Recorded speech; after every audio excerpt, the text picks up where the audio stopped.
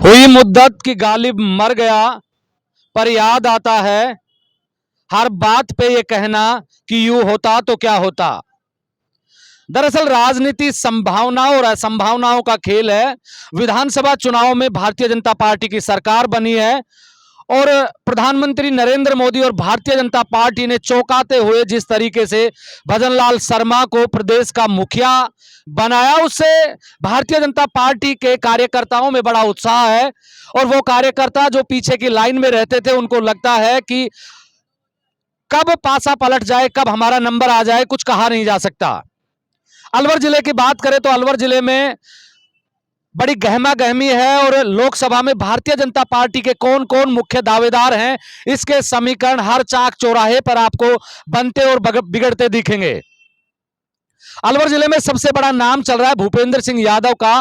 कहा यह जा रहा है कि अगर यह किसान आंदोलन ज्यादा तेज गति से चला और इसका असर व्यापक होने लगा, क्योंकि भूपेंद्र यादव अभी स्थिरता से सोच नहीं पा रहे हैं कि उनको चुनाव कहां से लड़ना है।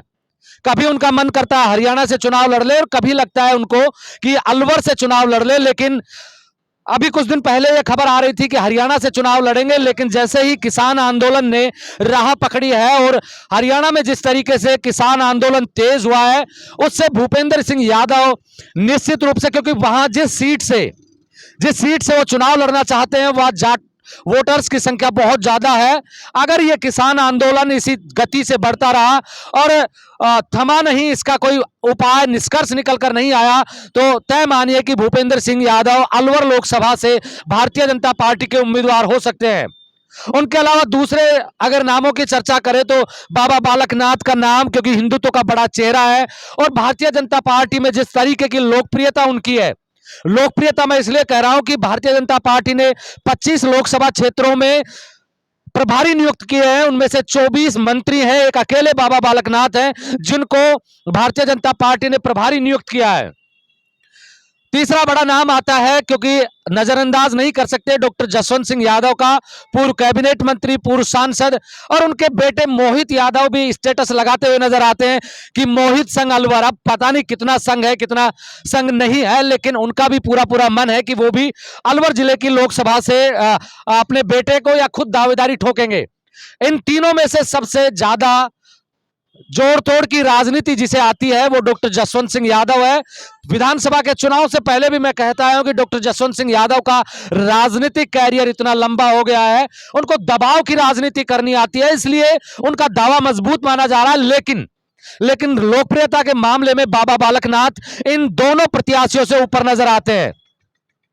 अब इन तीनों की बात छोड़ दे, चौथे प्रत्याशी की बात करें तो कांग्रेस पार्टी भी अब की बार राठ क्षेत्र से किसी यादव चेहरे पर दांव खेल सकती है। ललित यादव हो सकते हैं, संजय यादव हो सकते हैं, या कोई और चेहरा भी हो सकता है कांग्रेस का। लेकिन अगर कांग्रेस पार्टी राठ क्षेत्र के किसी यादव पर दांव खेलती है तो भूपेंद्र सिंह यादव के लिए बहुत ज्यादा मुश्किलें होंगी। उसी के साथ में डॉक्टर जसवंत सिंह यादव के लिए भी मुश्किलें होंगी। जसवंत सिंह यादव के लिए मुश्किलें इसलिए होंगी, 2019 के लोकसभा चुनाव के बाद में नहीं, 2017 का उपचुनाव हुआ था, उस समय कैबिनेट मंत्री थे डॉक्टर जसवंत सिंह यादव, और भारतीय जनता पार्टी ने डॉक्टर कर्ण सिंह यादव को, कांग्रेस पार्टी ने डॉक्टर कर्ण सिंह यादव को मैदान में उतारा था। दोनों की कर्म भूमि बहरोड़ रही थी, इसलिए डॉक्टर जसवंत सिंह यादव चुनाव हार गए थे, डॉक्टर कर्ण सिंह यादव चुनाव जीत गए थे। अगर कांग्रेस पार्टी किसी यादव पर दांव खेलती है तो यकीन मानिए कि भूपेंद्र सिंह यादव और जसवंत सिंह यादव पर कहीं ज्यादा भारी बाबा बालकनाथ नजर आते हैं। लेकिन बाबा बालकनाथ को चुनाव लड़वाएंगे या नहीं लड़वाएंगे, इसके बारे में कुछ कहा नहीं जा सकता। उनको प्रभारी बनाया गया है क्योंकि उनकी लोकप्रियता को नकार नहीं सकते। अब बात करते हैं इन तीन नामों के अलावा अगर कोई चौथा नाम हो सकता है भारतीय जनता पार्टी की तरफ से, तो डॉक्टर सानू राजकुमार का नाम भी प्रमुखता से लिया जा रहा है। एक लड़की, या कहें कि बहरोड़ की एक लड़की जिसने डेलीगेट की तैयारी की, टिकट नहीं मिला, जिला परिषद की तैयारी की, टिकट नहीं मिला, फिर बलजीत यादव जो वहां से विधायक है उन्होंने उन पर कोई टिप्पणी की, उसके बाद में उनकी लोकप्रियता का पैमाना इस कदर बढ़ा कि लोग आज भी कहते हैं कि अगर सानू को टिकट मिला होता बीजेपी से बहरोड़ से तो सबसे ज्यादा मतों से जीतती। उनके नाम की चर्चा इसलिए भी चल रही है कि उनके पति बड़े अधिकारी हैं और कहा जाता है कि उनकी चाय की उठक बैठक है भारतीय जनता पार्टी के बड़े नेताओं से। उसके बाद में अगर बात करें तो बलवान सिंह यादव जो उत्तर के जिला अध्यक्ष रहे, उनका भी नाम आ रहा है, लेकिन अभी वो पार्टी में कारण बताओ नोटिस पे है, उनको निष्कासित किया गया है क्योंकि विधानसभा के चुनाव में डॉक्टर जसवंत सिंह यादव ने उनकी शिकायत की थी। मैं फिर से कह देता हूं, डॉक्टर जसवंत सिंह यादव जोड़ तोड़ की राजनीति में माहिर माने जाते हैं। उसके बाद में अगर बात करें तो एक नया नाम भी बड़ी तेजी से राजनीतिक गलियारों में उभर के आ रहा है। जी हां, मुंडावर के निवासी और आप अलवर जिले में अलवर शहर में निवास बनाकर 2 बार के पार्षद बने हुए सतीश यादव का नाम भी बड़ी तेजी से आ रहा है भारतीय जनता पार्टी में। जब भारतीय जनता पार्टी का एक जिला हुआ करता था, अब तो खैर 2 हो गए, जब एक जिला हुआ करता था उस समय जिला प्रवक्ता थे, फिर नगर परिषद, अब नगर निगम है, नगर परिषद में नेता प्रतिपक्ष भी रहे और उनकी जो छवि है बड़ी सरल और सौम्य है। वो यहां से जो मंत्री हैं, राज्य मंत्री संजय शर्मा के नजदीकी हैं, रामहेत सिंह यादव के नजदीकी हैं, और जिस वार्ड में वो रहते हैं वहां 3 बड़े दिग्गज नेता निवास करते हैं।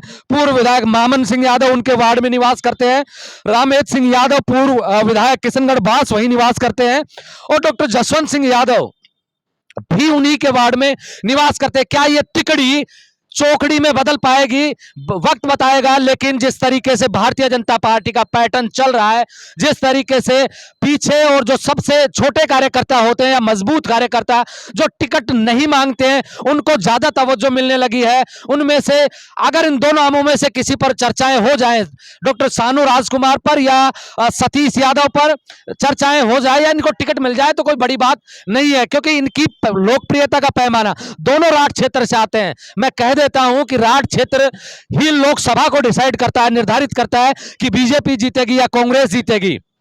तीसरी बात करें तो अगर यादव चेहरे पे बात की जाए तो तिजारा से एक बार विधायक चुने गए, 2 बार उनका टिकट काटा गया।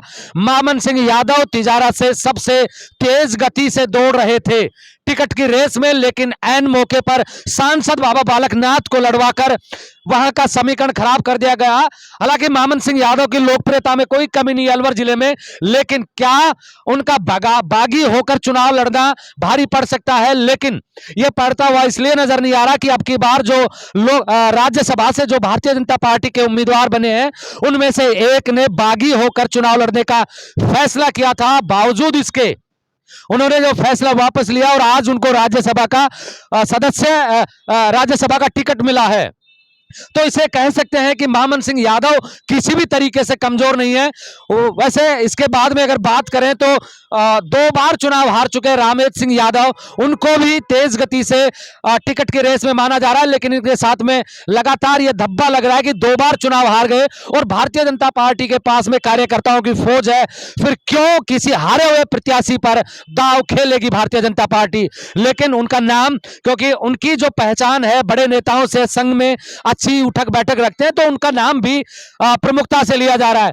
इसके अलावा अगर बात करें भारतीय जनता पार्टी किसी नॉन यादव पर अगर दांव खेलती है, क्योंकि अब की बार यह सीट, ऐसा कहा जा रहा है कि अगर भारतीय जनता पार्टी जयपुर ग्रामीण से किसी यादव को चुनाव लड़वाती है तो अलवर जिले से किसी जाट चेहरे पर भी दांव खेला जा सकता है। जाट चेहरे में सबसे बड़ा नाम आता है मुंडावर से पूर्व विधायक मंजीत चौधरी, बड़ी मजबूती से इस पैमाने पर खड़े उतरते हैं। हालांकि वो चुनाव हार गए, लेकिन आज भी जाट चेहरे में भारतीय जनता पार्टी में बड़ा चेहरा वही है। उसके अलावा अगर वैश्य पर दांव खेला जाता है तो 2 बार विधायक रहे और एक बार रिकॉर्ड मतों से चुनाव जीते अलवर शहर से बनवारी लाल सिंगल का नाम भी प्रमुखता से लिया जा रहा है। हिंदुत्व में बड़ा चेहरा है, फायर ब्रांड नेता है बनवारी लाल सिंगल भी। इसके अलावा ज्ञानदेव आहूजा, अगर ज्ञानदेव आहूजा भी कई मंचों से कह चुके हैं कि मैं भी टिकट मांग रहा हूं, अगर उन पर भी दांव खेला जाता है, क्योंकि अगर किसी यादव को चुनाव अलवर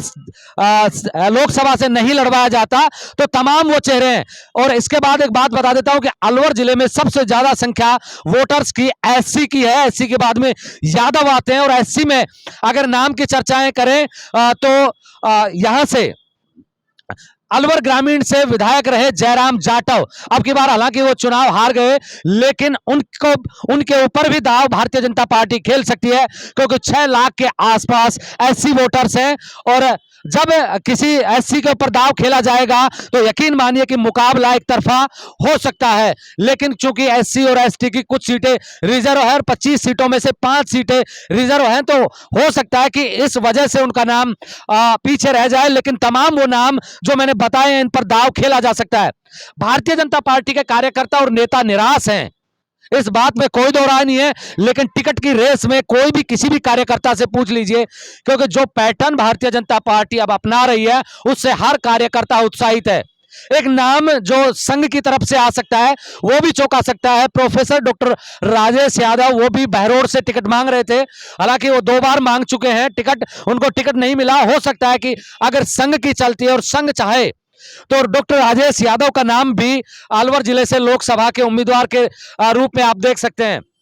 इसलिए मैं कह रहा हूं कि गालिब मर गया पर याद आता है, हर बात पे ये कहना कि यूं होता तो क्या होता।